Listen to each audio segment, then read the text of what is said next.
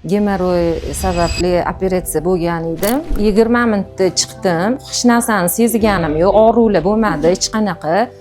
Voy, birpasda bo'ldimi devordim, lekin birinchi kundan o'zi yaxshi bo'ldim.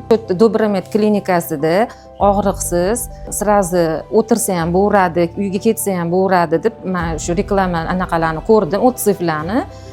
Keyin haqiqatda shunaqa ekan, rost ekan. Bu muolaja narkozsiz ekan, o'sha lazer terapiyalar bilan qilishar ekan.